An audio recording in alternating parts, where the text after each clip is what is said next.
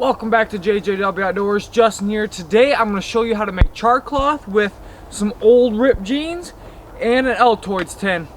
Hope you enjoy. Please hit that like button, subscribe to the channel, because this is going to be a good video. So the reason for this video is winter's coming. As you see, I'm still in shorts, but I have a heavy jacket on. It is the second day of fall right now. It is freezing cold out this morning, but no big deal. Still in my beautiful shorts and my Crocs, of course, because you have to do bushcrafting Crocs. I am out here today to show you how to make some char cloth. Now this is going to be a two-part series. I'm going to first show you how to make char cloth. Second, show you how to use that char cloth in several different ways. Not with only steel and flint, but I'm going to find hopefully several different types of rocks. Flint, chert, and there's one more, I forget what it's called, but that one's harder to find around here. But anyway, so that is going to be a two-part series like I said. First, how to make char cloth, and then how to use char cloth.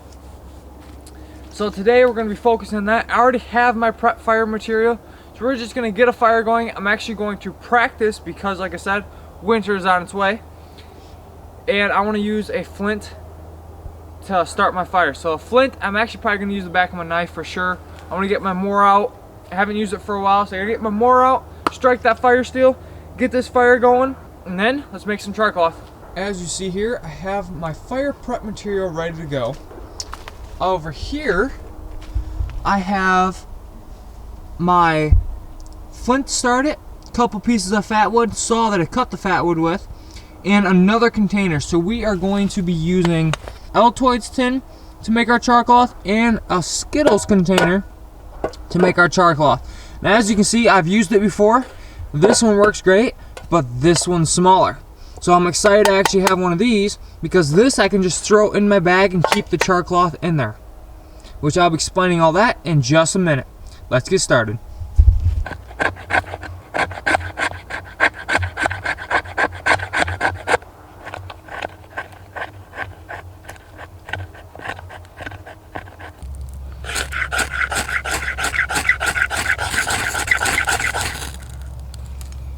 Go, get these a bit closer.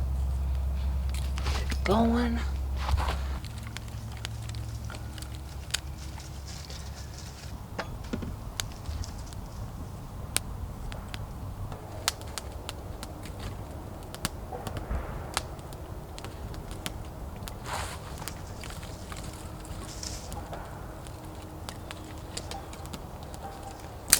So now that the fire is actually going, we are going to get our materials around our char cloth, our pants I was talking about. We're going to put them in our tins, chop it up, and get it on the fire. Wait for this to die down a little bit, and we'll get it on the fire. So as you can hear in the background, there's a little bit of construction stuff going on. I'm sorry about that. I cannot do anything about that. I really wanted to come out here and do a teepee shelter video for you though. So we're just going to have to deal with the noise. I'm very, very sorry. Anyway, so I have an old ripped pair of jeans right here. As you can see, I got a bunch of holes in them just from work and wear and tear. They're too thin now and everything. So we're just gonna use these pants and make some char cloth. So I have my two tins right here as I showed you earlier. When making your char cloth, you gotta make sure your tin has some way of escaping the gases. So as you know, a fire needs oxygen, heat, and fuel. So obviously your oxygen is to keep that ember going, the heat is to catch other things on fire, and your fuel is wood. So we're going to eliminate one of those things here. So your air, that your oxygen that the fire needs to keep going, we're going to eliminate that in here. So obviously our heat source is our fire. Our kindling is going to be this. So that is what's going to keep it going, burning, and then we're going to minus the oxygen inside of our container. When doing that, we need a way to escape the gases. So in this container, which I'll show you that in a minute, there's a hole here and a hole here because it's a bigger container. The gas easily escapes and it works really well. Now I've been doing some research. Usually people poke a hole in their Altoids tin right here in the middle. I'm not going to do that this time, because there's these hinges right here, and these hinges have holes obviously to where the hinge comes open, and that is going to escape the gas for me as well. So we're going to eliminate the hole on this one because the gas is still going to escape. So what I mean by gases is when you're charring a material, you don't want the oxygen to get that, but something has to release. So the oxygen that's inside the can, as long with whatever's inside your cloth, is going to escape, and it's going to come out these holes. So there you go. Now let's take our pants. We're going to take our knife, and all I'm going to do is I'm going to come down here to the bottom of the pant leg, and I'm going to cut a strip. Nothing big, just a little strip. Because I haven't done this for a while, so this is what I'm experimenting with today. Because I have used other cloths, I have not used pant leg. So this is going to be a good experiment for me as well. We're going to do a few because obviously I have 2 tins that we can put in the fire at once. I'm just cutting some strips. Then I'm going to cut them into slices.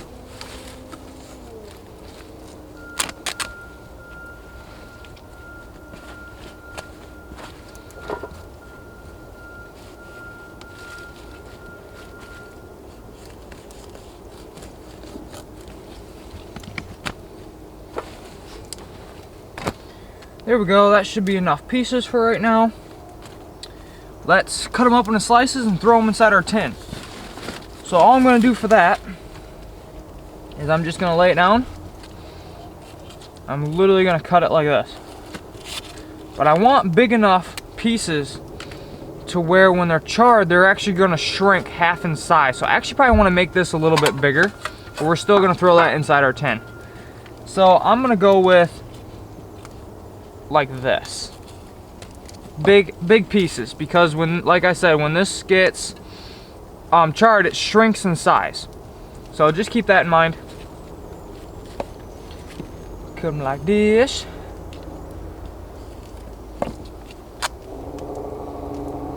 We're gonna put a good few pieces in here.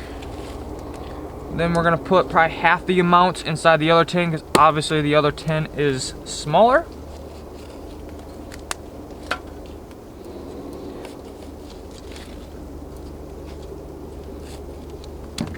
See here, there is no right size, wrong size. It's just whatever works for you. I'm doing them a bit bigger so I know I have the right surface area no matter what they look like. Plus, I can always change it later. Say I don't like it like that, I can make some smaller ones, and this still will work for your other purpose.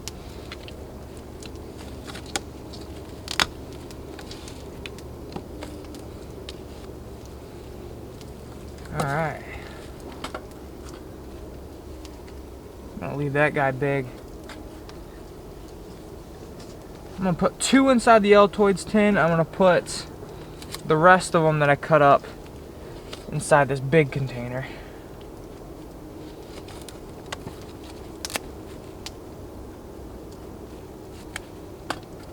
Now you don't want to fill it up all the way because you still want some gap inside of there to let the gases and air release. So there's one. Let's get the other one, then I'll show you what they look like.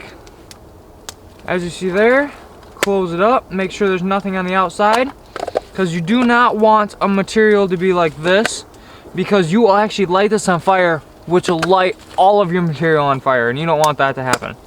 So we're gonna go like this. We're gonna throw both of these in the fire. Now what you're gonna see is you're gonna see gases escaping from here and here, because this is where our hole is. Probably here too, because there's a big hinge on this side as well. And then you're gonna see the gas mainly escape from the hinges right here. Let's do it. So in doing this, you want to use 100% cotton material. That's bandanas. Obviously, jeans are 100% cotton. Clothing, whatever you really have with you, that's what you want to use. So we're gonna take this stick, we're gonna slide these over because I don't need this fire to be lasting forever. Wait for those flames to die down for a second. We're gonna throw one of these right there. We're going to throw our other one right there. Just like so. Now we're going to wait a little bit. The fire is going to die down and whatnot, so there's not going to be as much heat. So I'm going to put some more wood around it to get it to go up again. We're just going to let it sit there for roughly 10 to 15 minutes. Now as soon as the gases start coming out, I'm going to turn the camera on, show you that. I'm going to tell you how you know your char cloth is done. As you can see on the Skittles container, this portion right here is starting to smoke. Now I want the whole thing to smoke, so I'm going to wait a little bit longer before I say much of how to know when it's done. But I can barely see this one starting to go, and that one's definitely going. Now down here, in this one, you can see our edges are starting to smoke right there, right here. That is a good thing. That's what we want to see. If you're not seeing that, you got to make your fire hotter and add more coals or whatnot. You just want your fire to be hotter. To know when this is done, you want that smoke to stop. So sometimes it catches because it is gas, so a flame will actually come out of there. Don't be alarmed, that's fine. The only thing you don't want is if that flame goes inside of it, which you will be able to tell. But anyway, so once that smoke stops, that means your char cloth is completed. Roughly 10 to 15 minutes, like I said, depending on how thick your material is. So we're actually going to set a timer right now, because I'm going to go in the woods, get some more fire material, get some things around. I won't be watching it. So I'll get back to you when the smoke stops.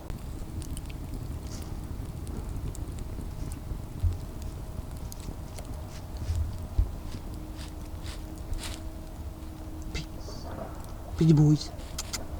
Pierre, what are you doing? Alright, so now that my Altoids tin is done smoking, I believe it's done. So all I'm going to do, I'm going to pull it to the side. We're going to let it sit there for a second. And then we'll open it up. What you want to do is you want to let it cool down before you open it up, because it could combust and just light right up from all the oxygen. This one, I believe, is still going. Alright, got our fire going now, nice and warm.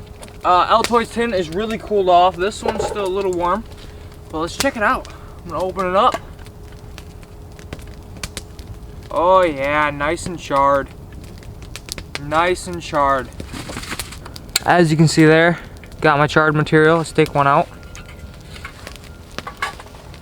You know it's done when it easily pulls apart like that. It just breaks super nicely. This will take a spark immediately.